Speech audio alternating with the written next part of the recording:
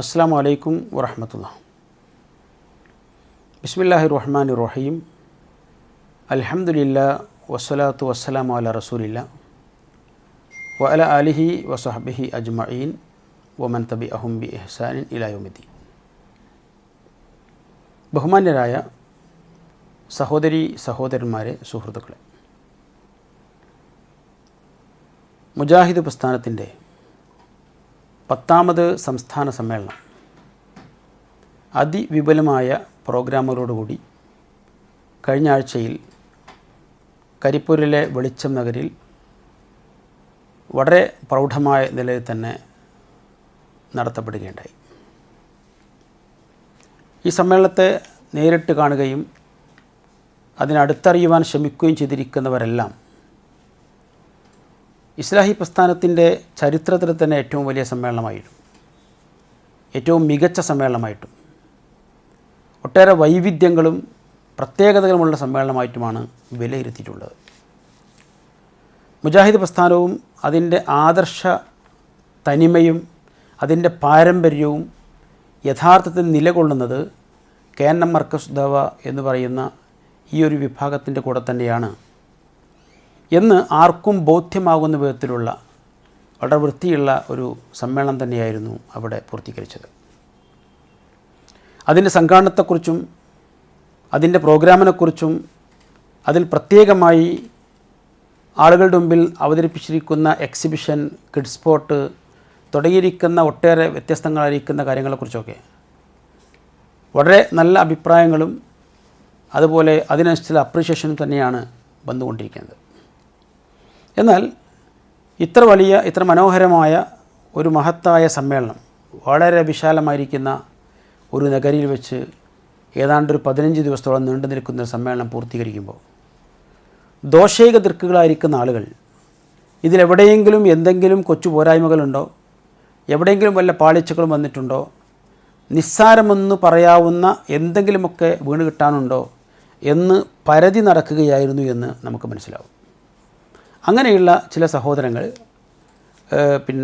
ഇതുമായി ബന്ധപ്പെട്ട ചില ആക്ഷേപങ്ങളോ അല്ലെങ്കിൽ ആരോപണങ്ങളൊക്കെ ഉന്നയിച്ചു എന്നത് മാറ്റിയാൽ ഈ സമ്മേളനത്തെക്കുറിച്ച് ഇതിൽ പങ്കെടുത്തവർക്കും നേരിട്ട് കണ്ട് അനുഭവിച്ചവർക്കുമൊക്കെ ഏറ്റവും നല്ല അഭിപ്രായങ്ങൾ മാത്രമാണ് യഥാർത്ഥത്തിൽ പറയാനുള്ളത് എന്നുള്ളത് ഒരു വസ്തുതയാണ്.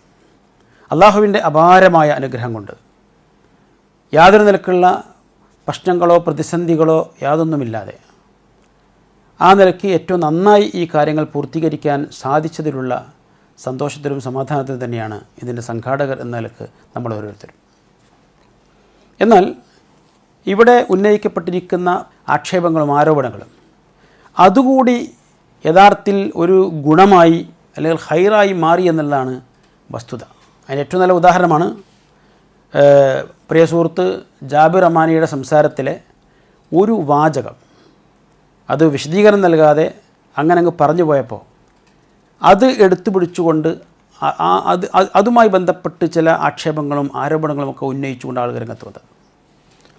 ആ രംഗത്ത് വന്നിരിക്കുന്ന ആളുകളുടെ ആ സംസാരം കേട്ടതുകൊണ്ട് ഉണ്ടായിരിക്കുന്ന ഏറ്റവും വലിയ ഗുണം ജാബിർ അമാനിയുടെ ആ സംസാരം കേൾക്കാത്തവർ കൂടി കേട്ടു. ഒരുപക്ഷെ സമ്മേളന വേദിയിൽ നിന്ന് കേട്ട അത്രയോ അല്ലെങ്കിൽ അതിലേറെയോ ആളുകൾ ഓൺലൈനിലും മറ്റുമൊക്കെയായി പിന്നെയും അത് ആവർത്തിച്ചു കേട്ടു. ആ സംസാരം പൂർണ്ണമായി കേൾക്കുന്ന ആർക്കും ബോധ്യമാവും ഇവർ പറയുന്ന വിധത്തിലുള്ള എന്തെങ്കിലും പ്രശ്നങ്ങളോ വിഷയങ്ങളോ ഒന്നും അതിനകത്തില്ല എന്നും ഇത് എന്തെങ്കിലും ഒരു തെറ്റോ കുറ്റമോ കണ്ടെത്തേണ്ടതില്ലേ എന്ന നിലക്ക് കണ്ടെത്താൻ ശ്രമിച്ചിരിക്കുന്ന കാര്യം മാത്രമാണ് എന്നും ആർക്കും ബോധ്യമാവും. ജാബിർ അമാനി ഒരു വിശദീകരണം നൽകിയതോടുകൂടി അത് പൂർണ്ണമായും ഇവരുടെ എല്ലാ ആയുധങ്ങളും നഷ്ടപ്പെട്ടു എന്നുള്ളതാണ് അതിൻ്റെ വസ്തുത. പക്ഷേ ഞാൻ വീണ്ടും പറയുന്നു, അതുകൊണ്ട് തന്നെ ആ ഒരു സംസാരം ഒരുപാട് പേര് അത് പൂർണ്ണമായി കേൾക്കാൻ ശ്രമിച്ചു എന്നുള്ളത് തന്നെയാണ് അതിൻ്റെയും പോസിറ്റീവായിരിക്കുന്ന വശം എന്നാണ് എനിക്ക് പറയാനുള്ളത്. ഇനി ഇവിടെ അതിനൊക്കെ പിറകെ പിന്നെ വന്നിട്ടുള്ള മറ്റൊരു ആക്ഷേപമാണ് ഈ ഒരു സമ്മേളനത്തോടനുബന്ധിച്ച് നമ്മുടെ സഹോദര സമുദായങ്ങളിലെ ആളുകൾക്ക് നൽകാൻ വേണ്ടി തയ്യാറാക്കിയിരിക്കുന്ന വിശുദ്ധ ഖുർആൻ്റെ ആശയവിവർത്തനം എന്ന ഒരു ഗ്രന്ഥം. ഈ ഗ്രന്ഥം നമ്മളൊരു പക്ഷേ കണ്ടിരിക്കുമല്ലോ. വിശുദ്ധ ഖുർആൻ മലയാള ആശയ വിവർത്തനം എന്നാണ് ഇതിൻ്റെ പേര് തന്നെ.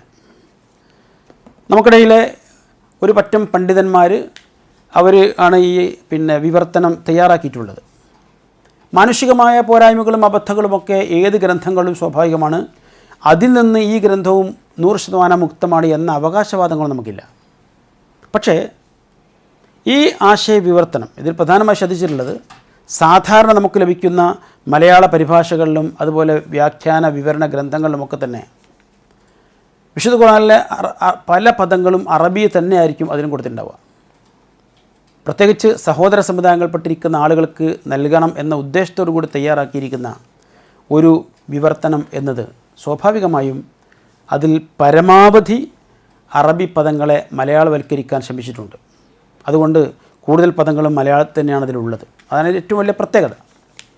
എന്നാൽ ആ ഒരു വലിയ ഒരു പുണ്യകരമായിരിക്കുന്ന ഒരു ദൗത്യമേറ്റെടുത്ത് അത് നിർവഹിച്ച് പൂർത്തീകരിക്കുന്ന ഒരു വിഭാഗത്തെ അവരെ അഭിനന്ദിക്കുന്നതിന് പകരം അതിലും ആശയപരമായി ഇവരുടെ ചില വാദഗതികൾ അംഗീകരിക്കുന്നുണ്ടോ ഇല്ലയോ എന്നതിൻ്റെ പേരിൽ മാത്രം അതിനെ തെറ്റായി കാണാനും അതിനെ ആക്രമിക്കുവാനും അതിനെ ആക്ഷേപിക്കുവാനും തന്നെയാണ് ചില സഹോദരങ്ങൾ ശ്രമിച്ചുകൊണ്ടിരിക്കുന്നത്.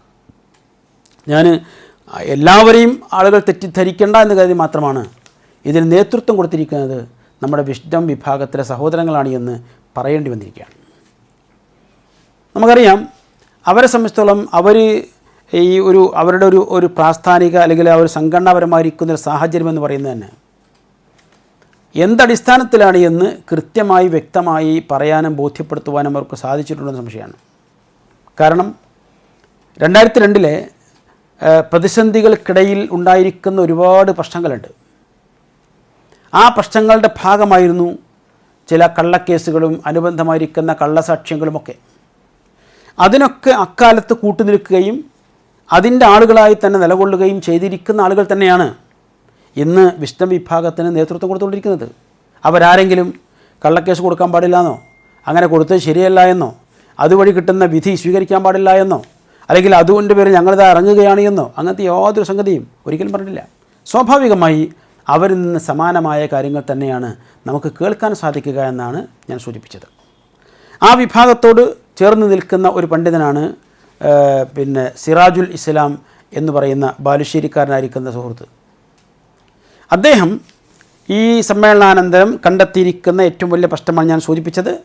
അതായത് വിശുദ്ധ ഖുർആൻ മലയാള ആശയ വിവർത്തനത്തിൽ അഹ്ലുസുന്നയുടെ ആശയങ്ങൾക്ക് വിരുദ്ധമായി പലതുമുണ്ടെന്നും അതുപോലെ മലയാളത്തെ അഹ്ലുസുന്നയുടെ അംഗീകൃതമായിരിക്കുന്ന 2 ഗ്രന്ഥങ്ങൾ, ഒന്ന് മുഹമ്മദ് അമാനി മൗലവിയുടെ ഖുർആൻ വിവരണം എന്ന തഫ്സീറും അതുപോലെ തന്നെ ചെറിയമണ്ട് അബ്ദുൽ ഹമീദ് മദനിയും കുഞ്ഞു മുഹമ്മദ് മദനി പറപ്പൂരും കൂടി തയ്യാറാക്കിയിരിക്കുന്ന ഖുർആൻ വിവർത്തനവും, ഈ രണ്ടിനും വിരുദ്ധമായിട്ടുള്ള പലതും ഇതിനുണ്ട്. അതിൻ്റെ ഒരു തെളിവാണ് ഇവിടെ ഈ സൂറത്ത് ബഖറയിലെ 102-ാമത്തെ ആയത്തിൻ്റെ ആശയം നൽകിയെടുത്ത് വന്നിരിക്കുന്ന പ്രശ്നങ്ങൾ എന്നൊക്കെ പറഞ്ഞുകൊണ്ടാണ് ഇദ്ദേഹം സംസാരിക്കുന്നത്. ഇദ്ദേഹത്തെ ഒറ്റ വാചകത്തിൽ പരിചയപ്പെടുത്തിയാൽ ഇത്രയേ ഉള്ളൂ.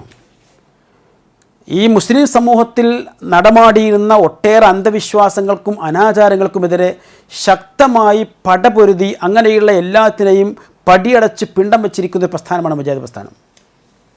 ആ പ്രസ്ഥാനത്തിനകത്തേക്ക് ഇവിടുന്ന് ഓടിച്ചു വിട്ട ആട്ടി അകറ്റപ്പെട്ടിരിക്കുന്ന പല അന്ധവിശ്വാസങ്ങളെയും അനാചാരങ്ങളെയും എങ്ങനെ ഇതിലേക്ക് കടത്തിക്കൊണ്ടുവരാൻ പറ്റും, എങ്ങനെ അതിനിവിടെ കുടിയിരുത്താൻ പറ്റും, ആ കാര്യത്തിൽ ഗവേഷണം നടത്തിക്കൊണ്ടിരിക്കുന്ന, അതിനുവേണ്ടി മാത്രം സംസാരിച്ചു കൊണ്ടിരിക്കുന്ന ഒരു മനുഷ്യനാണ് യഥാർത്ഥത്തിൽ ഈ സിറാജുൽ ഇസ്ലാം എന്ന് പറയുന്ന വ്യക്തി. ഏറ്റവും അവസാനം ഒരുപക്ഷെ ഈ അടുത്തായിരിക്കും നമ്മൾ കേട്ടിരിക്കുക അദ്ദേഹത്തിൻ്റെ സംസാരം. ഇവിടെ മരണപ്പെടുന്നവരിൽ വലിയൊരു ശതമാനം ആളുകൾ കണ്ണേറുകൊണ്ടാണ് മരണപ്പെടുന്നത് എന്നാണ് അദ്ദേഹത്തിൻ്റെ കണ്ടുപിടുത്തം. വിശുദ്ധ ഖുർആനോ പ്രവാചകാധ്യാപനങ്ങളോ പഠിപ്പിക്കാത്ത ഇങ്ങനെയുള്ള കാര്യങ്ങൾ ഏതെങ്കിലും ആളുകളുടെ അഭിപ്രായങ്ങൾ മാത്രം എടുത്തു വച്ചിട്ട് അതൊരു പ്രമാണമായി സ്വീകരിച്ചുകൊണ്ട് അദ്ദേഹം നൽകുന്ന പ്രസ്താവനയാണിത്. കണ്ണേറുകൊണ്ടാണ് ധാരാളം ആളുകൾ മരണപ്പെട്ടുകൊണ്ടിരിക്കുന്നത്, വിശ്വാസികൾ വരെ. ഇത് അയാളുടെ അന്ധവിശ്വാസത്തിൻ്റെ പ്രചരണത്തിൻ്റെ ഏറ്റവും നല്ല ഉദാഹരണമാണ്. അതുപോലെ തന്നെ വെള്ളത്തിൽ ഊതിക്കുടിക്കാനും ഖുർആൻ്റെ ആയത്തുകൾ എഴുതിയിട്ട് അതിലൂതിയിട്ട് അല്ലെങ്കിൽ അത് ഓതിയിട്ട് ഊതി അങ്ങനെയുള്ള മന്ത്രങ്ങളും മന്ത്രതന്ത്രങ്ങളും മന്ത്രിച്ചൂതലും അത് കുടിക്കലും അങ്ങനെയുള്ള കാര്യങ്ങളൊക്കെ. അതിനൊക്കെന്താ തെളിവ്? അത് അവിടെ ഇങ്ങനെ പണ്ഡിതൻ പറഞ്ഞിട്ടുണ്ട്, ഇങ്ങനെ പണ്ഡിതൻ പറഞ്ഞിട്ടുണ്ട്, അങ്ങനെ ഒരു പണ്ഡിതൻ പറഞ്ഞിട്ടുണ്ട്. അതൊക്കെ ആ പണ്ഡിതന്മാരാക്കാരാണ് അഹ്ലുസുന്നയുടെ പണ്ഡിതന്മാരാണ്. എന്ന് പറഞ്ഞുകൊണ്ട് അന്ധവിശ്വാസങ്ങൾ, അനാചാരങ്ങൾ, ശിർക്ക് സംബന്ധമായിരിക്കുന്ന കാര്യങ്ങൾ ഈ പ്രസ്ഥാനത്തിൻ്റെ ലേബലിൽ ഇങ്ങോട്ട് കൊണ്ടുവരാൻ കാര്യമായി ശ്രമിച്ചുകൊണ്ടിരിക്കുന്ന ഒരു പണ്ഡിതനാണ്, അല്ലെങ്കിൽ അങ്ങനെയുള്ള വ്യക്തിയാണ് ആര്? സിറാജുൽ ഇസ്ലാം എന്ന് പറയുന്നത്. അദ്ദേഹമാണ് ഇപ്പോൾ ഈ ഒരു വിഷയവുമായി രംഗത്ത് വന്നത്. അദ്ദേഹത്തിൻ്റെ ഒരു പ്രത്യേകത ഞാൻ സൂചിപ്പിച്ചുവല്ലോ. അദ്ദേഹത്തിൻ്റെ അന്ധവിശ്വാസങ്ങൾക്ക് അനുകൂലമായി ഏതെങ്കിലും കിതാബുകളിൽ എന്തെങ്കിലും ഒരു വരിയോ ഒരു അര വരിയോ കിട്ടിയാൽ ആ കിതാബ് എഴുതിയിരിക്കുന്ന പണ്ഡിതൻ അഹ്ലുസുന്നയുടെ പണ്ഡിതനാണ്. അത് അദ്ദേഹത്തിൻ്റെ നിലപാട്. അതേസമയത്ത് അങ്ങനെയുള്ള അന്ധവിശ്വാസങ്ങളോട് പൊരുത്തപ്പെടാതിരിക്കുകയോ അല്ലെങ്കിൽ അതിനൊന്നും സപ്പോർട്ട് ചെയ്യാതിരിക്കുകയോ ചെയ്യുന്ന ആരാണെങ്കിലും അവർ മുഅ്തസിലിയാക്കളോ അല്ലെങ്കിൽ തള്ളപ്പെടേണ്ടവരോ സ്വീകാര്യോഗ്യമല്ലാത്തവരോ ഒക്കെയാണ്. ഇങ്ങനെ ഇന്ന ആളുകളൊക്കെ അഹ്ലുസുന്നയുടെ പണ്ഡിതന്മാരാണ്, ഇന്നതൊക്കെ അഹ്ലുസുന്നയുടെ പണ്ഡിതന്മാരല്ല എന്നൊക്കെ ഇങ്ങനെ തരംതിരിക്കുന്ന ഏർപ്പാട് കൂടി ഏറ്റെടുത്തിരിക്കുന്ന ഒരു വ്യക്തിയാണ് ഇദ്ദേഹം. അതാണ് ഇവിടെയും നമ്മൾ കാണുന്നത്. അപ്പോൾ ഞാൻ സൂചിപ്പിക്കുന്നത്, അങ്ങനെയുള്ള സുഹൃത്ത് സിറാജുൽ ഇസ്ലാം ഇവിടെ ഈ ഒരു വിഷയത്തെ ചർച്ച ചെയ്യുമ്പോൾ അദ്ദേഹം നടത്തിയിരിക്കുന്ന ചില എന്താ പറയുക തന്ത്രങ്ങളെന്നോ കുതന്ത്രങ്ങളെന്നോ എന്താ പറയുന്നത് എനിക്കറിയില്ല, ഏതായാലും അങ്ങനെ അതിവിടെ ഒന്ന് ശ്രദ്ധയിൽപ്പെടുത്താനാണ്. സൂറത്തുൽ ബഖറ 102 ആയത്തിൽ അമാനി മൗലവിയും അതുപോലെ ചെറിയമുണ്ട് അബ്ദുൽ ഹമീദ് മദനിയും ആ ആയത്തിന് മൊത്തത്തിൽ ഒരേ രൂപത്തിലുള്ള അർത്ഥവും ആശയവും തന്നെയാണ് കൊടുത്തിട്ടുള്ളത്, യാതൊരു വ്യത്യാസങ്ങളുമില്ല എന്നാണ് അദ്ദേഹം സ്ഥാപിക്കാൻ ശ്രമിക്കുന്ന ഒരു കാര്യം. അതുതന്നെയും മഹാ അബദ്ധമാണ് എന്നാണ് എനിക്ക് ആദ്യം പറയാനുള്ളത്. അമാനി മൗലവിയും ചെറിയമുണ്ട് അബ്ദുൽ ഹമീദ് മദനിയും ഈ ആയത്തിൻ്റെ ആശയതലങ്ങൾ വിശദീകരിക്കുമ്പോൾ പൂർണ്ണമായും ഒരേ രൂപത്തിലോ ഒരേ ഭാവത്തിലോ ഒരേ ശൈലിയിലോ ഒരാശയത്തിലോ അല്ല, തീർത്തും വ്യത്യസ്തവും ചിലപ്പോൾ ഭിന്നവുമായിരിക്കുന്ന രൂപത്തിലുള്ള ഭാഗങ്ങൾ ഇതിൽ കാണാൻ കഴിയും. അർത്ഥത്തിൽ പോലും യഥാർത്ഥത്തിൽ ചില വ്യത്യാസങ്ങൾ നമുക്ക് കാണാൻ കഴിയും. എന്നാൽ ഇദ്ദേഹം എന്തു ചെയ്തു? അമാനി മൗലവിയുടെയും അതുപോലെ ചെറിയമുണ്ടത്തിൻ്റെയും ഒക്കെ പരിഭാഷയും വ്യാഖ്യാനമൊക്കെ അതൊക്കെ അഹ്ലുസുന്നയുടെ അഥവാ പ്രസ്ഥാനത്തിൻ്റെ നമ്മൾ അംഗീകരിക്കുന്ന പ്രമാണങ്ങളായി തന്നെ ആ രൂപത്തിൽ സംസാരിക്കുകയും, എന്നാൽ അതിനൊക്കെ വിരുദ്ധമായിട്ടാണ് ഇപ്പോൾ വിശുദ്ധ ഖുർആൻ മലയാള ആശയ വിവർത്തനം എന്ന ഈ ഗ്രന്ഥത്തിൽ വന്നിട്ടുള്ളത് എന്ന് വരുത്തി തീർക്കുവാനുമാണ് അദ്ദേഹം ശ്രമിച്ചിട്ടുള്ളത്. അതിലൊന്നാമത്തെ ഭാഗം വത്തബഉ മാ തത്ലു ഷയാത്തീൻ അലാ മുൽക്കി സുലൈമാൻ എന്ന ആയത്തിൻ്റെ തുടക്കത്തിൽ അമാനി മൗലവി കൊടുത്തിരിക്കുന്ന അർത്ഥം, സുലൈമാൻ്റെ രാജവാഴ്ചയെപ്പറ്റി പിശാചുക്കൾ ഓതി പ്രചരിപ്പിച്ചു വന്നിരുന്നതിനെ അവർ പിൻപറ്റുകയും ചെയ്തു. ഇതാണ് അമാനി മൗലവി കൊടുത്തിരിക്കുന്ന അർത്ഥം. അതുപോലെ തന്നെ ചെറിയമുണ്ട് അബ്ദുൽ ഹമീദ് മദനി കൊടുത്തിരിക്കുന്ന അർത്ഥം ഏതാണ് അങ്ങനെ തന്നെയാണ്. സുലൈമാൻ നബിയുടെ രാജവാഴ്ചയുടെ രഹസ്യം എന്ന പേരിൽ പിശാചുക്കൾ പറഞ്ഞു വരുത്തിക്കൊണ്ടിരിക്കുന്നത് അവർ ഇസ്രായേലിയർ പിൻപറ്റുകയും ചെയ്തു. എന്നാൽ ഇവിടെ പിശാചുക്കൾ എന്ന് പറഞ്ഞത് ഈ വിവർത്തന ഗ്രന്ഥത്തിൽ, അത് ഞാൻ പറഞ്ഞല്ലോ, ഇത് ഒരു പദാനുപദ വിവർത്തനമല്ല, ഇതൊരു ആശയ വിവർത്തനമാണ്. ആ വിവർത്തന ഗ്രന്ഥത്തിൽ ജൂത പിശാചുക്കൾ എന്നൊരു പ്രയോഗം നടത്തിയിട്ടുണ്ട്. അതാണ് ഇദ്ദേഹത്തിന് പിടിക്കാതെ പോയത്. അത് ഈ ഇങ്ങനെയുള്ള കൃത്രിമങ്ങളൊക്കെ നടത്തിക്കൊണ്ടിരിക്കുന്ന ആ ആളുകൾ പിശാചുക്കളുടെ ആളുകളല്ലാത്തതുകൊണ്ടാണോ അതല്ല ഇവർക്ക് താല്പര്യമുള്ളതുകൊണ്ടെന്ന് അറിയില്ല. പക്ഷേ എന്താ വിഷയം? ഇതേ സംഗതി അമാനി മൗലവി അദ്ദേഹത്തിൻ്റെ ഈ വ്യാഖ്യാനത്തിൽ ഈ തഫ്സീറിൽ ആയത്തിൻ്റെ അർത്ഥത്തിന് പിറകെ കൊടുക്കുന്ന ആശയ വിശദീകരണത്തിൽ കൃത്യമായി പറയുന്നുണ്ട്. ഇവിടെ പിശാചുക്കൾ എന്നുകൊണ്ട് ഉദ്ദേശിക്കുന്നത് മനുഷ്യ പിശാചുക്കളും ഉദ്ദേശിക്കപ്പെടും, അതുപോലെ ജിന്നിലുള്ള പിശാചുക്കളും ഉദ്ദേശിക്കപ്പെടും. അതിൻ്റെ ആശയമാണ്. അത് ഇദ്ദേഹം വായിച്ചു. എന്നിട്ട് പറഞ്ഞാൽ എന്താരോ, അമാനി മൗലവി അത് ആശയത്തിലാണ് കൊടുത്തത്, വിശദീകരണത്തിലാണ് കൊടുത്തത്. എന്നാൽ ഇവിടെ ഈ ഗ്രന്ഥത്തിൽ അതിൻ്റെ നേർക്കുനേരെയുള്ള അർത്ഥത്തിൽ തന്നെ അങ്ങനെ കൊടുത്തു എന്നുള്ളതാണ്. ഞാനത് വീണ്ടും പറയാണ്, ഈ ഗ്രന്ഥത്തിൻ്റെ പ്രത്യേകത ഇത് പദാനുപദ അർത്ഥം കൊടുക്കുന്ന ഒരു ഗ്രന്ഥമല്ല. ഇതിൻ്റെ പേര് തന്നെ വിശുദ്ധ ഖുർആൻ മലയാള ആശയ വിവർത്തനമെന്നാണ്. അപ്പോൾ അമാനി മൗലവി ആശയം വിശദീകരിച്ചു കൊടുത്തിരിക്കുന്ന ഒരു കാര്യം ഇവിടെ എന്ത് ചെയ്തു? ആശയ വിവർത്തനം അതുപോലെ എടുത്തു കൊടുത്തു. എന്നിട്ട് ഇത് രണ്ടാവുന്നു. അതുകൊണ്ട് ഒന്ന് അഹ്ലുസുന്നയുടേതും മറ്റൊന്ന് മുഅ്തസിലാക്കളുടേതുമാണ് എന്ന് വരുത്താനാണ് സിറാജുൽ ഇസ്ലാം ശ്രമിച്ചുകൊണ്ടിരിക്കുന്നതെന്നാണ് ഞാൻ സൂചിപ്പിച്ചത്. ഇനി രണ്ടാമത്തെ ഭാഗം, വമാ കഫറ സുലൈമാനു വലാകിന്ന ശയാത്തീന കഫറു യുഅല്ലിമൂന അന്നാസ സിഹ്റ എന്ന് തുടങ്ങിയിട്ട് വമാ ഉൻസില അലൽ മലക്കൈനി ബിബാബില ഹാറൂത വമാറൂത് ആ ഭാഗത്തേക്ക് വരുമ്പോൾ അവിടെ അദ്ദേഹം പറയുന്നു അമാനി മൗലവിയും അതുപോലെ ചെറിയ മുണ്ടവും ഒരുപോലെയാണ് ഇവിടെ പറഞ്ഞിട്ടുള്ളത് എന്നുള്ളതാണ്. അത് നമുക്കൊന്ന് വായിച്ചു നോക്കാം. അമാനി മൗലവി പറഞ്ഞിരിക്കുന്ന അർത്ഥം, സുലൈമാൻ അവിശ്വസിച്ചിട്ടില്ല താനും, എങ്കിലും മനുഷ്യർക്ക് സിഹിർ അഥവാ ആഭിചാരം പഠിപ്പിച്ചുകൊണ്ട് പിശാചുക്കളത്രേ അവിശ്വസിച്ചത്. ബാബിലിൽ അഥവാ ബാബിലോണിൽ ഹാറൂത്തും മാറൂത്തും എന്ന 2 മലക്കുകൾക്ക് ഇറക്കപ്പെട്ടതും അവർ പിൻപറ്റി. ചെറിയമുണ്ട് അബ്ദുൽ ഹമീദ് മദനി കൊടുത്തിരിക്കുന്ന അർത്ഥം എന്താ അറിയോ? സുലൈമാൻ നബി ദൈവനിഷേധം കാണിച്ചിട്ടില്ല, എന്നാൽ ജനങ്ങൾക്ക് മാന്ത്രിക വിദ്യ പഠിപ്പിച്ചു കൊടുത്തുകൊണ്ട് പിശാചുക്കളാണ് ദൈവനിഷേധത്തിൽ ഏർപ്പെട്ടത്. ബാബിലോണിൽ ഹാറൂത്തെന്നും മാറൂത്തെന്നും പേരുള്ള 2 മാലാഖമാർക്ക് ലഭിച്ചതിനെയും പറ്റി പിശാചുക്കൾ പറഞ്ഞുണ്ടാക്കിക്കൊണ്ടിരുന്നത് അവർ പിന്തുടർന്നു. ഇത് രണ്ടും എങ്ങനെ ഒന്നാവുക? മലക്കുകൾക്ക് ഇറക്കപ്പെട്ടതിനെയും അവർ പിൻപറ്റി എന്ന് അമാനി മൗലവിയും, മലക്കുകൾക്ക് ഇറക്കപ്പെട്ടതിനെക്കുറിച്ച് പിശാചുക്കൾ എന്താണോ പറഞ്ഞു പരത്തിയത് അതാണ് അവർ പിൻപറ്റിയത് എന്ന് ചെറിയമുണ്ട് അബ്ദുൽ ഹമീദ് മദനിയും പറയുന്നു, അതോ കുഞ്ഞുമുഹമ്മദ് പറപ്പൂരും പറയുന്നു. ഇത് രണ്ടും ഒന്നാണോ? ഒരേ അർത്ഥമാണോ? ഒരേ ആശയമാണോ? അതോ തീർത്തും ഭിന്നമാണോ? ഇങ്ങനെ തെറ്റിദ്ധരിപ്പിച്ചുകൊണ്ടാണ്. അപ്പോൾ എന്തിനാണ് പറയുന്നറിയോ?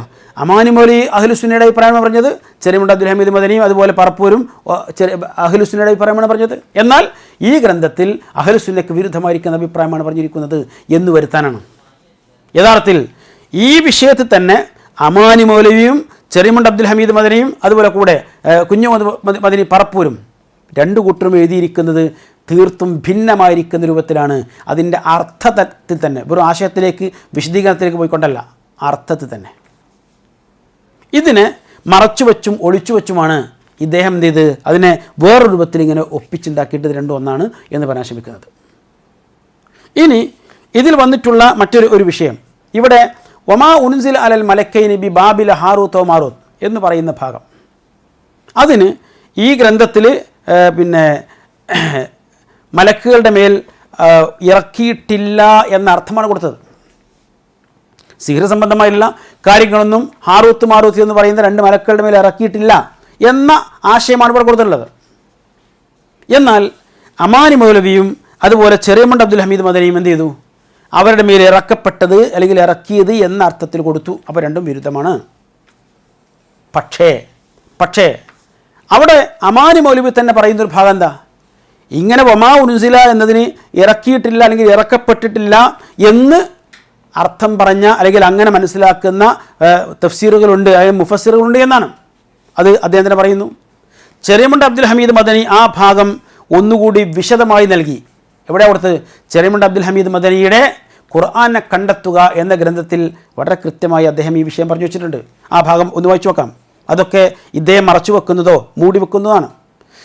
ചെറിയമുണ്ടം പറയുന്നു, ഒമാ ഉൻസില അലൽ മലക്കൈനി ബി ബാബില ഹാറൂത്ത് വ മാറൂത്ത് എന്നതിന് ചില വ്യാഖ്യാതാക്കൾ നൽകിയിട്ടുള്ള അർത്ഥം അത് അഥവാ സിഹിർ ബാബിലോണിയയിൽ ഹാറൂത്ത് മാറൂത്ത് എന്നീ മലക്കുകൾക്ക് ഇറക്കപ്പെട്ടിട്ടില്ല എന്നാണ്. ഒന്നുകൂടി വായിച്ചു നോക്കാം. ഒമാ ഉൻസില അലൽ മലക്കൈനി ബി ബാബില ഹാറൂത്തോ മാറൂത്ത എന്നതിന് ചില വ്യാഖ്യാതാക്കൾ നൽകിയിട്ടുള്ള അർത്ഥം അത് അഥവാ സിഹിർ ബാബിലോണിയയിൽ ഹാറൂത്ത് മാറൂത്ത് എന്നീ മലക്കുകൾക്ക് ഇറക്കപ്പെട്ടിട്ടില്ല എന്നാണ്.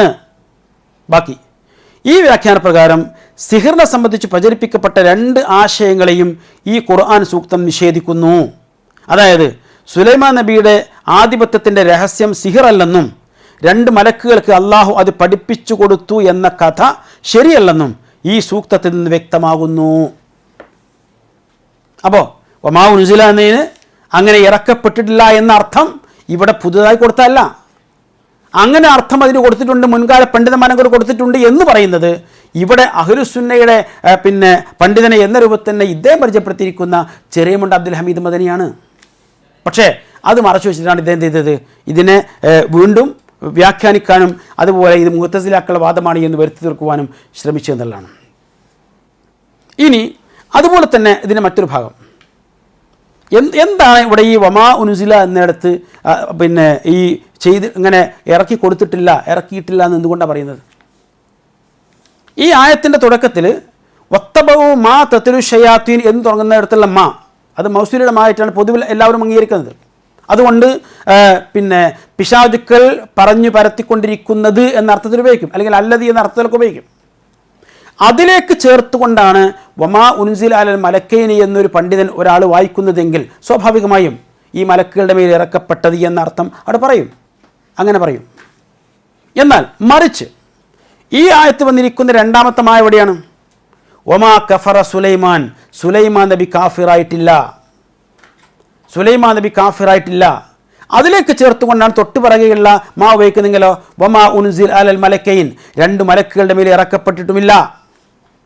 മൂന്നാമത്തെ മാ വമാ യുഅല്ലിമാനി മിൻ അഹദിൻ, അവർ ഒരാളെയും പഠിപ്പിക്കുകയുമില്ല. അങ്ങനെ തന്നെ അത് അവിടെ ആ രൂപത്തിൽ എല്ലാം നഫിയായിട്ട് ഉപയോഗിക്കാൻ കഴിയും. അത് ഭാഷാപരമായി തെറ്റില്ല. ഇവിടെ മുൻകാല പണ്ഡിതന്മാർ പറഞ്ഞു വെച്ചതിലേക്ക് ചേർത്ത് വെക്കുമ്പോൾ അതിന് ബോധ്യപ്പെടുകയും ചെയ്യും. ഇതേ സംഗതിയാണ് യഥാർത്ഥത്തിൽ ഈ ഒരു ആശയവിവർത്തനം നടത്തിയിട്ടുള്ളത് എന്ന് നേർക്കുനേരൊന്ന് വായിച്ചു നോക്കുന്ന ആൾക്കാർക്ക് കൃത്യമായിട്ട് മനസ്സിലാവും. പക്ഷേ അത് തെറ്റിദ്ധരിപ്പിക്കാൻ വേണ്ടി മാത്രമാണ് ഇങ്ങനെയുള്ള പ്രയോഗങ്ങൾ നടത്തിയത്. അപ്പോൾ അതാണ് വിഷയം. ഇവിടെ മാ എന്നത് മൗസൂലായിട്ട് ഉപയോഗിച്ചവരുണ്ട്, അതുപോലെ നഫിയായിട്ട് ഉപയോഗിച്ചവരുണ്ട്. നിഷേധാത്മകമായിരിക്കുന്ന അർത്ഥം ഉപയോഗിച്ചിരിക്കുന്ന ആളുകൾ വമാ കഫറ സുലൈമാൻ എന്ന് ഉപയോഗിച്ചതുപോലെ തന്നെ വമാ ഉൻസില അൽ മലക്കേനി എന്നും വമാ യുഅല്ലിമാനി മിൻ അഹദിൻ എന്നും അതുപോലെ തന്നെ അങ്ങനെ പറഞ്ഞു, അല്ലെങ്കിൽ അങ്ങനെ പഠിപ്പിക്കുന്നു, അങ്ങനെ പറയുന്നു. ഒരു വേള കുറച്ചുകൂടി ആശയപരമായി ശരിയാവുന്നത് അതല്ലയോ എന്ന് ആലോചിച്ചാൽ അത് തെറ്റാന്ന് പറയാൻ കഴിയുമോ? കാരണം വമാ കഫറ സുലൈമാൻ എന്ന് പറഞ്ഞിട്ട് ബാക്കി എന്താ? വമാ കഫറ സുലൈമാൻ വലാകിന്ന ശയാത്തീന കഫറു യുഅല്ലിമുന നാസ, സുലൈമാൻ നബി കാഫിറായിട്ടില്ല, എന്നാൽ പിശാചുക്കൾ സിഹിർ ചെയ്തുകൊണ്ട് ആഭിചാരം ചെയ്തുകൊണ്ട് കാഫിറായി എന്നാണ്. അപ്പോൾ സുലൈമാൻ നബി കാഫിറായിട്ടില്ല എന്ന് പറഞ്ഞാൽ എന്താണ് അർത്ഥം? സുലൈമാൻ നബി സിഹിർ പഠിപ്പിച്ചിട്ടില്ല. സുലൈമാൻ നബി സിഹിർ പഠിപ്പിച്ചിട്ടില്ല. കാരണം സിഹിർ പഠിപ്പിക്കൽ കാഫിറാകുന്ന പണിയാണ്. സിഹിർ പഠിപ്പിക്കൽ കാഫിറാകുന്ന പണിയാണ്. അതുകൊണ്ട് സുലൈമാൻ നബി കാഫിറായിട്ടില്ല, സിഹിർ പഠിപ്പിച്ചിട്ടില്ല. എന്നാൽ പിശാചുക്കൾ എന്ത് ചെയ്തു? ഈ ജൂത പിശാചുക്കൾ തന്നെ അവർ സിഹിർ പഠിപ്പിച്ചു കൊടുക്കുന്നു, അതിലൂടെ അവർ കാഫിറാവുന്നു. ഇനി സിഹിർ പഠിപ്പിച്ചു കൊടുക്കൽ കാഫിറാകുന്ന പണിയാണ് എന്ന് ഈ ആയത്തിലൂടെ ഒറ്റ വായനയിൽ തന്നെ ആർക്കും മനസ്സിലാവും. അങ്ങനെ കാഫിറാകുന്ന ആ പണി അള്ളാഹു തന്നെ മലക്കുകൾക്ക് ഇറക്കി കൊടുക്കുകയും എന്നിട്ട് മലക്കുകൾ ജനങ്ങൾക്കത് പഠിപ്പിച്ചു കൊടുക്കുകയും എന്നൊരു സംഭവം ഉണ്ടാകുമോ? അങ്ങനെ ഒരാൾക്ക് ആലോചിച്ചൂടെ? അങ്ങനെ ആലോചിച്ചാൽ തെറ്റാകുമോ? കാരണം മലക്കുകൾ ആരാ? ഇബാദുൽ മുക്രമൂൻ എന്ന് പരിചയപ്പെടുത്തപ്പെട്ടിരിക്കുന്ന അത്യാദരണീയരായിരിക്കുന്ന അള്ളാഹുവിൻ്റെ അടിമകൾ. അള്ളാഹു കൽപ്പിച്ച അതുപോലെ പ്രാവർത്തികമാക്കുക എന്നല്ലാതെ ധിക്കരിക്കാൻ പോലും കഴിയാത്ത അത്രയും പരിശുദ്ധരായ ഉന്നതന്മാരായിരിക്കുന്ന ആ മലക്കുകൾ ജീവിതത്തിൽ എപ്പോഴെങ്കിലും കാഫിറാകുന്ന എന്തെങ്കിലും ഒരു പണി ചെയ്യുമെന്ന് വിചാരിക്കാനെങ്കിലും പറ്റുമോ? അതാണ് വിഷയം. അതിൻ്റെ മർമ്മം അതാണ്. അപ്പോൾ അതുകൊണ്ട് അങ്ങനെ ചിന്തിച്ചാൽ തീർച്ചയായും ഒമാ കഫറ സുലൈമാൻ നബി കാഫിറായിട്ടില്ല എന്നിടത്തെല്ലാം മാ നിഷേധാർത്ഥത്തിൽ കൊടുത്തതുപോലെ വമാ ഉൻസില അൽ മലക്കൈനി, മലക്കുകളുടെ മേൽ ഇറക്കപ്പെട്ടില്ല എന്നും ആ മാക്കും നിഷേധാർത്ഥം കൊടുക്കാം. അതുപോലെ തന്നെ വമാ യുഅല്ലിമാനി, അവർ അങ്ങനെ ആരെയും ഈ പറയുന്ന കാര്യങ്ങളൊന്നും പഠിപ്പിക്കില്ല എന്നും അങ്ങനെ തന്നെ. കാരണം എന്തുകൊണ്ട്? ഇത് പഠിപ്പിക്കൽ കാഫിറാകുന്ന പണിയാണ്. അതൊരിക്കലും മലക്കുകൾ ചെയ്യും, മലക്കുകളെ ചെയ്യാൻ വേണ്ടി അള്ളാഹ് ഒരു സംഗതി കൂടി ചെയ്തു കൊടുക്കും എന്ന് പറയാനുള്ള ഒരു നിർവാഹമില്ല. ഇതാണ് ആ വിഷയത്തിൻ്റെ മർമ്മം. ഇതിൻ്റെ അവസാന ഭാഗത്ത് വന്നിരിക്കുന്ന വിഷയം ആ ആയത്തിൽ പറയുന്ന മറ്റൊരു ഭാഗമാണെന്ത്? ഒമാഹും ബിൽ ആരീന ബിഹിമിൻ അഹദിൻ ഇല്ലാ ബിദിനില്ല. അല്ലേ, ഇദ്ദേഹം ചർച്ച ചെയ്ത വിഷയം ഞാൻ സൂചിപ്പിക്കുന്നത്. അതിന് മുമ്പ് വന്നിരിക്കുന്ന ഭാഗം ഫയതഅല്ലമൂന മിൻഹുമ മാ യുഫരിഖുന ബിഹി ബൈനൽ മർഇ വ സൗജിഹി, ദമ്പതികൾക്കിടയിൽ ഭിന്നത ഉണ്ടാക്കുന്ന എന്തോ വിഷയങ്ങൾ ഇവർ പഠിക്കുന്നു എന്നാണ് അവർ പറഞ്ഞിട്ടുള്ളത്. എന്നാൽ ആ പറഞ്ഞ വിഷയം തന്നെ അത് സിഹിറാണ് എന്നോ അല്ലെങ്കിൽ അത് ആഭിചാരമാണെന്നോ മാരണമാണെന്നോ ഒക്കെ ചില പണ്ഡിതന്മാർ അഭിപ്രായപ്പെട്ടു എന്നല്ലാതെ ഖുർആനോ പ്രവാചക അധ്യാപനങ്ങളോ ആ വിഷയത്തിൽ അത്ര ഖണ്ഡിതമായ സംഗതി പറഞ്ഞിട്ടില്ല. അങ്ങനെ പറഞ്ഞതായിട്ട് ഇവർക്കാർക്കും തെളിയിക്കാനും കഴിയില്ല. ദമ്പതികൾക്കിടയിൽ പ്രശ്നമുണ്ടാക്കുന്ന വിഷയം എന്ന് പറഞ്ഞാൽ ആ കാര്യം അത് സിഹിറാണ് എന്ന് ചില പണ്ഡിതാഭിപ്രായങ്ങൾ മാത്രമാണ്. എത്ര വലിയ പണ്ഡിതന്മാരാവട്ടെ അല്ലാതെ പണ്ഡിതാഭിപ്രായങ്ങൾ മാത്രമാണ്. അത് പ്രവാചക തിരുമേനി പറഞ്ഞതല്ല, വിശുദ്ധ ഖുർആൻ പറഞ്ഞതുമല്ല. എന്നിട്ട് അത് സിഹിറാണ് എന്ന് ആദ്യം അങ്ങ് സമർത്ഥിച്ചു വെക്കുകയും എന്നിട്ട് ബാക്കിയുള്ള ഭാഗം ഒമാഹും ബില്ലാരി നബിഹി മിൻ അഹദിൻ ഇല്ലാ ബിഇദ്നില്ല എന്ന ഭാഗം അതിലേക്ക് ചേർത്ത് വ്യാഖ്യാനിക്കുകയും ചെയ്യുന്നു. അവിടെ അമാനി മൗലവി കൊടുത്തിരിക്കുന്ന അർത്ഥം, അതുപോലെ തന്നെ ചെറിയമണ്ട് അബ്ദുൽ ഹമീദ് മദനി കൊടുത്തിരിക്കുന്ന അർത്ഥവും ഏറെക്കുറെ ഒരർത്ഥം തന്നെയാണ്. ഞാൻ ആ അർത്ഥം ഒന്ന് നിങ്ങളുടെ ശ്രദ്ധപ്പെടുത്താം. ഭാര്യാഭർത്താക്കന്മാർക്കിടയിൽ ഭിന്നത ഉണ്ടാക്കുവാനുള്ള തന്ത്രങ്ങൾ ജനങ്ങൾ പഠിച്ചുകൊണ്ടിരുന്നു. ബാക്കി എന്നാൽ അള്ളാഹുവിൻ്റെ അനുമതി കൂടാതെ അതുകൊണ്ട് യാതൊരാൾക്കും ഒരു ദ്രോഹവും ചെയ്യാൻ അവർക്ക് കഴിയില്ല. അതാണ് ചെറിയമുണ്ട് അബ്ദുൽ ഹമീദ് മദനി കൊടുത്തിരിക്കുന്ന അർത്ഥം. ഇവിടെ അമാനി മൗലവി കൊടുത്തിരിക്കുന്ന അർത്ഥവും ഏതാണ്ട് അങ്ങനെയൊക്കെ തന്നെയാണ്. വാസ്തവത്തിൽ അള്ളാഹുവിൻ്റെ അനുമതി പ്രകാരമല്ലാതെ ഒരാൾക്കും തന്നെ അതുകൊണ്ട് അവർ ഉപദ്രവം വരുത്തുന്നവരല്ലതാനും. ഇത്രയും ഇവരിങ്ങനെ അർത്ഥം കൊടുത്തല്ല ശരിയാണ്. എന്നാൽ ഈ അർത്ഥം കൊടുത്തിരിക്കുന്ന ആ ഭാഗം അത് വെച്ചിട്ട് പിന്നെന്ത് ചെയ്യുന്നു? അപ്പോൾ അള്ളാഹുവിൻ്റെ അനുമതിയോടുകൂടി പിന്നെ ഇതുകൊണ്ട് പല ഉപദ്രവം വരുത്താൻ കഴിയും, ഇത് സിഹിറാണ് എന്നും ആ സിഹിർ കൊണ്ട് പലതും ചെയ്യാൻ പറ്റും, സിഹിറിന് പ്രതിഫലമുണ്ടാകും എന്നൊക്കെ പിന്നെ അതിൻ്റെ കൂടെ ഇവരുടെ വകയായിട്ട് ഇങ്ങനെ വ്യാഖ്യാനിച്ച് വിശദീകരിച്ച് അങ്ങനെ കൊണ്ടുവരാണ്. യഥാർത്ഥത്തിൽ ഈ കൊടുത്തിരിക്കുന്ന അർത്ഥം അങ്ങനെ തന്നെയാണോ നമ്മൾ ആ അർത്ഥമായി കാണേണ്ടത്, അല്ലെങ്കിൽ അതുതന്നെയാണ് അതിൻ്റെ ആശയം എന്നാണോ മനസ്സിലാക്കേണ്ടത്? സൂറത്ത് നിസായിലെ 29-ാമത്തെ ആയത്ത്, ആ ആയത്ത് ഇത് സമാനമായിരിക്കുന്ന രൂപത്തിലുള്ള ആയത്താണ്. എന്താ? ലാ തഅ്കുലു അംവാലക്കും ബൈനക്കും ബിൽ ബാത്തിൽ ഇല്ല അൻ തകൂന തിജാറത്തൻ തറാദിൻ ബൈനഹും പിന്നെ എന്ന് പറയുന്ന ആയത്തുണ്ടല്ലോ. ആ ആയത്തിനും ചെറിയമുണ്ട് അബ്ദുൽ ഹമീദ് മദനി കൊടുത്തിരിക്കുന്ന അർത്ഥം ഒന്ന് വായിച്ചു നോക്കാവുന്ന പറപ്പുറ അടക്കമുള്ളവർ. എന്താ അർത്ഥം കൊടുത്തത്? പരസ്പരം തൃപ്തികരമായ വ്യവഹാരത്തിലൂടെ കച്ചവടത്തിലൂടെ അല്ലാതെ നിങ്ങൾ നിങ്ങളുടെ സമ്പത്ത് അന്യോന്യം അന്യായമായി തിന്നരുത് എന്നാണ്. അതിൻ്റെ പിന്നെ മറുവശം എന്താ? അതായത് നിങ്ങൾ തൃപ്തികരമായി നടത്തുന്ന കച്ചവടത്തിലൂടെ അല്ലാതെ നിങ്ങൾക്കിടയിൽ സമ്പത്ത് അന്യോന്യം അന്യായമായി തിന്നരുത്, ഉപയോഗപ്പെടുത്തരുത് എന്ന് പറഞ്ഞാൽ അതിൻ്റെ മറുവശം കച്ചവടത്തിലൂടെയാണെങ്കിൽ അന്യായമായി തിന്നാം, കച്ചവടത്തിലൂടെയാണെങ്കിൽ അന്യായമായി അപഹരിക്കാം, അവരുടെ സമ്പത്ത് അപഹരിക്കാം എന്ന് ഒരാൾ മനസ്സിലാക്കിയ അയാളെ കുറ്റപ്പെടുത്താൻ പറ്റുമോ? യഥാർത്ഥത്തിൽ ആ രൂപത്തിലാണ് അവിടെ അർത്ഥം കൊടുത്തത്. ആ സമാനമായിരിക്കുന്ന രൂപത്തിലാണ് ഇവിടെയും അർത്ഥം കൊടുത്തത്. അവിടെ ശരിക്കും എന്താ സംഗതി? അവിടെ ആയത്തിൽ ഈ രണ്ട് കഷ്ടങ്ങൾ വേർപ്പെടുത്തിയിട്ടില്ല, ഇവിടുത്തെ പോലെ തന്നെ എന്നു കരുതി അങ്ങനെ തന്നെ പറഞ്ഞു പോകാൻ കഴിയുമോ? എന്താ കൂടാൻ പറഞ്ഞത്? നിങ്ങൾ നിങ്ങളുടെ സമ്പത്ത് അന്യോന്യം അന്യായമായി ഉപയോഗപ്പെടുത്തരുത്, തിന്നരുത്. എന്നാൽ സമ്പത്ത് വിനിമയം നടത്തേണ്ടത്, സാമ്പത്തിക വിനിമയം നടക്കേണ്ടത് പരസ്പരം തൃപ്തികരമായ വ്യവഹാരങ്ങളിലൂടെ ആയിരിക്കണം.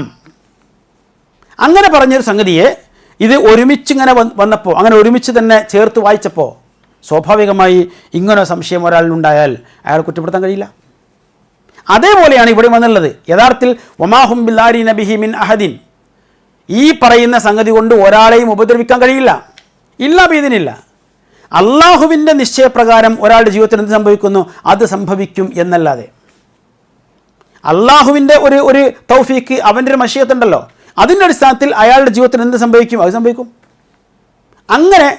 അങ്ങനെയാണ് ശരിക്കത് വായിക്കേണ്ടത്. അതിൻ്റെ വശവും ഇത് വ്യക്തമാക്കാനാണ് ഞാൻ ആ ആയത്ത് കൂടി ചേർത്ത് പറഞ്ഞത്. ഒന്നുകൂടി വായിച്ചാൽ ഒന്നും മനസ്സിലാവും. എന്താണ്? ലാ തഅ്കുലു അംവാലക്കും ബൈനക്കും ബിൽ ബാത്തിൽ ഇല്ലാ അൻ തകൂന തിജാറത്തൻ തറാദിൻ ബൈനഹും. ആ ഭാഗത്ത് അങ്ങനെ തന്നെ വിഷയം വരിക. അപ്പോൾ നിങ്ങളുടെ സമ്പത്ത് അന്യായമായി ഉപയോഗപ്പെടുത്തരുത്, എന്നാൽ സാമ്പത്തിക വിനിമയം നടക്കേണ്ടത് പരസ്പരം തൃപ്തിപ്പെട്ട് നടത്തുന്ന വ്യവഹാരങ്ങളുടെ ആയിരിക്കണം. അതേപോലെ ഇതുകൊണ്ട് ആർക്കും ഒരു ഉപദ്രവം വരുത്താൻ കഴിയില്ല. മനുഷ്യജീവിതത്തിൽ അള്ളാഹു നിശ്ചയിച്ചിരിക്കുന്ന കാര്യങ്ങളെല്ലാം നടക്കില്ല, അഥവാ അതാണ് നടക്കുക. അതേ മനസ്സിലാക്കേണ്ടതുള്ളൂ. ഇത് ചെറിയമുണ്ട് അബ്ദുൽ ഹമീദ് മദനിയും അദ്ദേഹത്തിൻ്റെ ഖുർആനെ കണ്ടെത്തൽ എന്ന വിശദീകരണത്തിൽ പിന്നെ വ്യംഗ്യേന ആ വിഷയം സൂചിപ്പിച്ചിട്ടുണ്ട്. ഇനി ഇങ്ങനെ അള്ളാഹുവിൻ്റെ അനുമതി പ്രകാരം ഇങ്ങനെയൊക്കെ ഉണ്ടാവും എന്ന് വരുത്തുകയും സിഹിറിന് അതുകൊണ്ട് പ്രതിഫലമുണ്ട്, അപ്പോൾ അതിനൊക്കെ അള്ളാഹു അനുമതി കൊടുക്കും എന്നൊക്കെ വരുത്തി തീർക്കുവാൻ നടത്തിക്കൊണ്ടിരിക്കുന്ന ശ്രമമുണ്ടല്ലോ, ആ ശ്രമത്തിനെതിരെ ശക്തമായ ഭാഷയിലാണ് ചെറിയമുണ്ട് അബ്ദുൽ ഹമീദ് മദനി സംസാരിക്കുന്നത്. അദ്ദേഹം ഇവിടെ കൊടുത്തെന്താരോ, ജിന്നുകളും പിശാചുക്കളും മാരണക്കാരും അള്ളാഹുവിൻ്റെ അനുവാദത്തോടെ രോഗവും മരണവും ഉണ്ടാക്കാൻ സാധ്യതയില്ലേ എന്ന് ആരെങ്കിലും ചോദിക്കുകയാണെങ്കിൽ അത് പരേതാത്മാക്കൾ അള്ളാഹു നൽകുന്ന കഴിവുകൊണ്ട് രോഗം മാറ്റാനും മരിച്ചവരെ ജീവിപ്പിക്കാനും സാധ്യതയില്ലേ എന്ന ചോദ്യം പോലെ തന്നെ പൈശാചികമായ ഒരു കുതന്ത്രം മാത്രമാകുന്നു. എന്താ പറഞ്ഞത്? ഈ സിഹിറും അതിനൊക്കെ ഫലമുണ്ടാകുമെന്നും അതിനൊക്കെ അള്ളാഹുവിൻ്റെ അനുമതി ഉണ്ടാകുമെന്നൊക്കെ വരുത്താനാണ് വാദിക്കുന്നത്.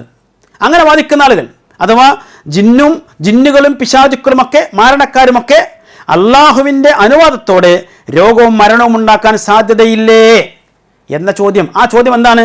അതൊരു പൈശാചികമായ കുതന്ത്രമാണ്. ഏതുപോലെ?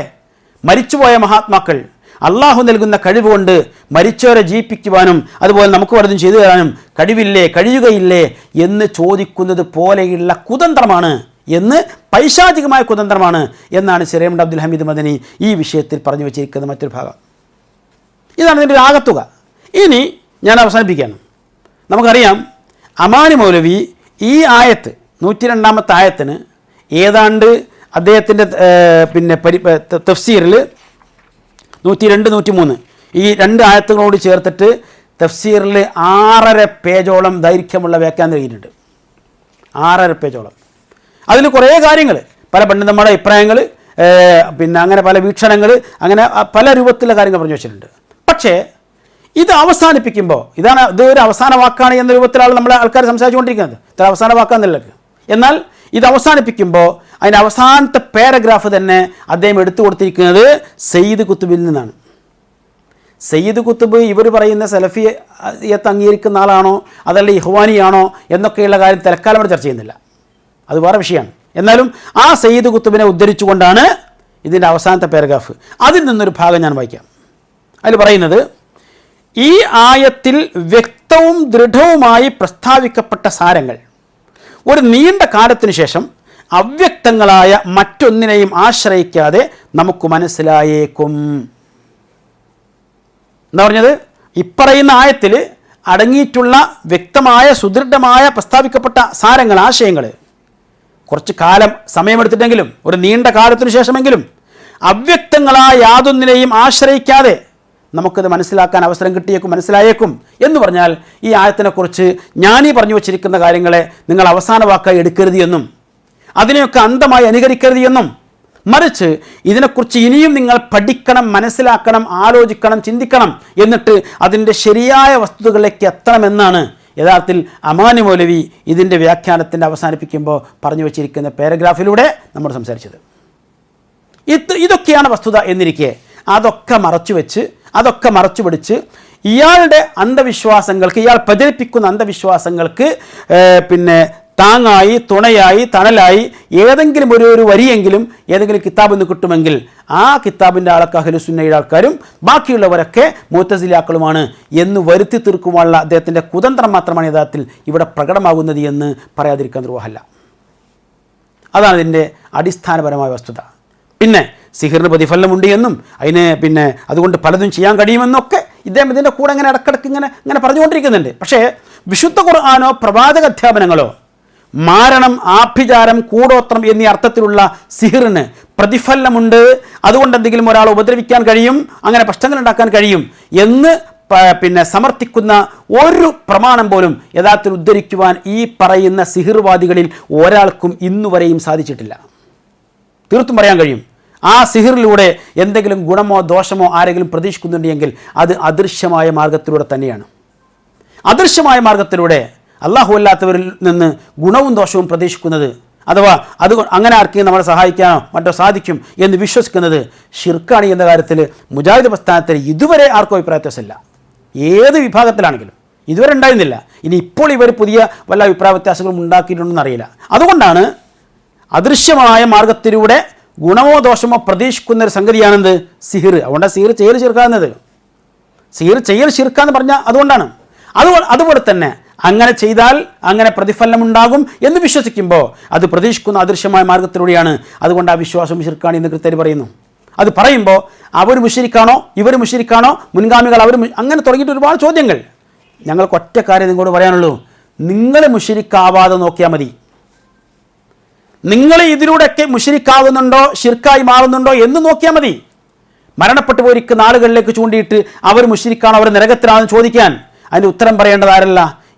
ഇന്നിവിടെ ജീവിച്ചിരിക്കുന്ന ഒരൊറ്റ മനുഷ്യനുമല്ല എന്നുള്ള തിരിച്ചറിവുകളും ഉണ്ടാവുക. ഖുർആൻ പറഞ്ഞു വെച്ചാൽ എന്താ? ഖുർആൻ കൃത്യമായി പറഞ്ഞല്ലോ, തിൽക ഉമ്മത്തുൻ ഖദ് ഖലത് ലഹാ മാ കസബത് വലകും മാ കസബതും. അവർ കഴിഞ്ഞുപോയ സമൂഹമാണ്. അവർ സമ്പാദിച്ച കാര്യങ്ങളൊക്കെ അവർക്ക് ലഭിക്കും, നിങ്ങൾ സമ്പാദിച്ച നിങ്ങൾക്ക് ലഭിക്കും. വലാ തുസ്അലൂന അമ്മാ കാനൂ യഅമലൂൻ. അവർ പ്രവർത്തിച്ച ഒന്നിനെക്കുറിച്ചും നിങ്ങളോടൊന്നും ചോദിക്കപ്പെടുകയില്ല. അതിൻ്റെ പേരിൽ നിങ്ങൾ ബേജാറാവേണ്ട കാര്യമില്ല. ബേജാറാവേണ്ട എന്താണ്? നിങ്ങൾ സ്വയം ആലോചിക്കേണ്ട കാര്യം, നിങ്ങളുടെ ഈ വിശ്വാസങ്ങൾ കൊണ്ട്, ഈ വാദഗതികൾ കൊണ്ട് നിങ്ങൾ തന്നെ ശിർക്കിലകപ്പെട്ട് എല്ലാം നഷ്ടപ്പെടുന്ന അവസ്ഥ ഉണ്ടാകുമോ എന്ന് ഭയപ്പെടുകയും അത് തിരുത്താൻ വേണ്ടി ശ്രമിക്കുകയും ചെയ്യുകയാണ് വേണ്ടത്. അല്ലാതെ അവർ മുശ്രിക്കാണോ ഇവർ മുശ്രിക്കാണോ ചെയ്തല്ല. മാത്രമല്ല, മുജാഹിദ് പ്രസ്ഥാനത്തിൻ്റെ നാളിതുവരെയുള്ള ഇങ്ങനെയുള്ള വിഷയങ്ങളുടെ നിലപാട് തന്നെ ഇന്നത് ശിർക്കാണ്, ഇന്നത് കുഫറാണ് എന്നൊക്കെ പറഞ്ഞു കൊടുക്കാന്നല്ലാതെ ഇന്നവരൊക്കെ മുശ്രിക്കുകളാണ്, ഇന്നവരൊക്കെ കാഫിറുകളാണ് എന്ന് പറയുന്ന, അങ്ങനെ പേരിട്ട് വിളിക്കുന്ന ഒരു സമീപനമോ ഒരു നിലപാടോ മുജാഹിദ് പ്രസ്ഥാനത്തിന് ഈ 100 കൊല്ലത്തിനിടയിൽ ഉണ്ടായിട്ടില്ല. പക്ഷേ ആരെങ്കിലുമൊക്കെ അപൂർവമായി ചിലരൊക്കെ വ്യക്തിപരമായ അഭിപ്രായം എന്ന നിലക്ക് അങ്ങനെ ചില വാദഗതികൾ ഉന്നയിക്കാറുണ്ട് എന്ന് ഞാൻ വിസ്മരിക്കുന്നുമില്ല. പ്രസ്ഥാനത്തിൻ്റെ നിലപാട് യഥാർത്ഥത്തിൽ ഷിർക്കിൻ്റെതാണ്, കുഫറിൻ്റെതാണ്, അതിൻ്റെ ഗൗരവം എന്നതാണ്, അത് വരാതിരിക്കാൻ ശ്രദ്ധിക്കണം എന്ന നിലക്ക് അതിനെ ജാഗ്രതയോട് നിൽക്കാൻ വേണ്ടിയുള്ള നിർദ്ദേശങ്ങൾ കൊടുക്കാറുണ്ട് എന്നല്ലാതെ ആരെയും കാഫിർ മുശ്രിക്ക് എന്ന് വിളിച്ചിട്ട് അങ്ങനെ ആക്ഷേപിക്കുന്ന ഒരു സ്വഭാവം, ഒരു നിലപാട് പ്രാസ്ഥാനികമായി ഒരിക്കലും ഉണ്ടായിട്ടില്ല. അത് ഇപ്പോഴും അങ്ങനെ തന്നെയാണ്, ഏതാണ്ട് എല്ലാ ഘടകങ്ങളും അങ്ങനെ തന്നെയാണ് എന്നാണ് നമ്മൾ മനസ്സിലാക്കുന്നത്. ആ കാര്യം കൂടി ഞാൻ ചേർത്ത് അവസാനിപ്പിക്കാൻ ഒറ്റവാചകം കൂടി പറയുന്നു. പ്രവാചക തിരുമേനി പറഞ്ഞല്ലോ, ഒരു മനുഷ്യൻ മരണപ്പെട്ടിട്ട് ശിർക്ക് ചെയ്യാത്ത ഒരു 40 പേരുടെ പ്രാർത്ഥന, നമസ്കാരം അദ്ദേഹത്തിന് ലഭിക്കുകയാണെങ്കിൽ അതുകൊണ്ട് ലഭിക്കാവുന്ന ഗുണത്തെക്കുറിച്ച് പ്രവാചക തിരുമേനി പഠിപ്പിച്ചു. അതുപോലെ തന്നെ പരലോകത്ത് വിചാരണ കൂടാതെ സ്വർഗത്തിൽ പ്രവേശിക്കുന്നവരെ കുറിച്ച് പറഞ്ഞപ്പോൾ അവരുടെ പ്രത്യേകതയായി പറഞ്ഞിരിക്കുന്ന 2-3 കാര്യങ്ങൾ. ഒന്ന്, ഹുമുല്ലദീന ലാ യസ്തഖൂൻ, അവർ മറ്റുള്ളവരെ കൊണ്ട് മന്ത്രിപ്പിക്കുന്നവരല്ല. ഇവിടെ ഇയാൾ വാദിച്ചുകൊണ്ടിരിക്കുന്ന കാര്യം എന്താ? വെള്ളത്തിൽ ഊതി വരെ മന്ത്രിച്ചു കൊടുക്കുന്ന കാര്യത്തിന് വേണ്ടിയാണ്. പക്ഷേ സ്വർഗത്തിൽ വിചാരണ പോലും കൂടാതെ സ്വർഗത്തിൽ പ്രവേശിക്കുന്ന സൗഭാഗ്യവാന്മാരെ കുറിച്ച് പറയുമ്പോൾ അവർ മന്ത്രിപ്പിക്കുന്നവരല്ല എന്നും അവർ ശകുനം നോക്കുന്നവരല്ല എന്നും അള്ളാഹുൽ ഭരമേൽപ്പിച്ച് ജീവിക്കുന്നവരാണ് എന്നുമൊക്കെ കൃത്യമായി പറയുന്നുണ്ട്. ഹുമുല്ലദീന ലാ യസ്തഖൂൻ വലാ യതതയ്യറൂൻ വഹും അലാ റബ്ബിഹിം യതവക്കലൂൻ എന്നൊക്കെയുള്ള ഇതൊക്കെ ചേർത്ത് വെച്ചിട്ട് നമ്മൾ നമ്മുടെ വിശ്വാസത്തിൽ, നമ്മുടെ ആദർശത്തിൽ ശിർക്ക് എന്ന മഹാമാരി കടന്നുകൂടാതിരിക്കുവാൻ പരമാവധി പരിശ്രമിക്കുകയും ആ നിലക്ക് മുന്നോട്ട് പോവുകയും ചെയ്യുകയാണെങ്കിൽ തീർച്ചയായും സിഹിർ കൊണ്ടോ അല്ലെങ്കിൽ വേറെ എന്തെങ്കിലും വിഷയം കൊണ്ടോ ഇവിടെ ഒരു പ്രശ്നവും ഒരാൾക്കും ഉണ്ടാകാൻ പോകുന്നില്ല.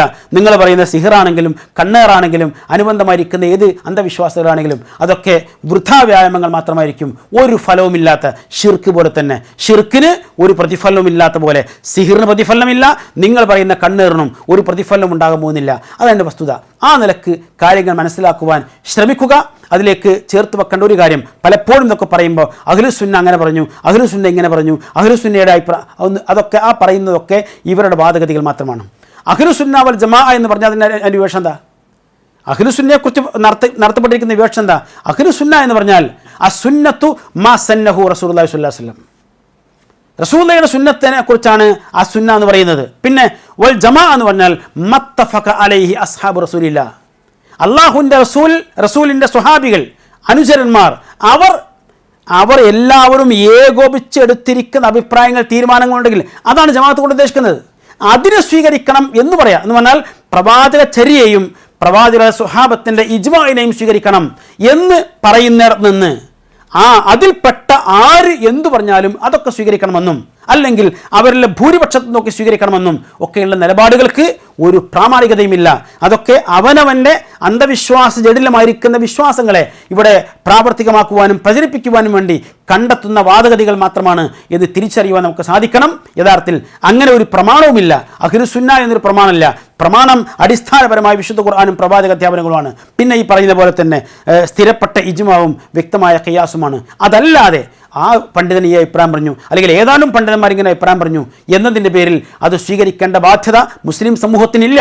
അതാണ് അതിൻ്റെ വസ്തുതകൾ. വിശുദ്ധ ഖുർആനെ കൃത്യമായി പഠിക്കുവാനും മനസ്സിലാക്കുവാനും പ്രവാചക അധ്യാപനങ്ങളെ അനുധാവനം ചെയ്തുകൊണ്ട് ജീവിതത്തെ ധന്യമാക്കുവാനും നാം ശ്രമിക്കുക.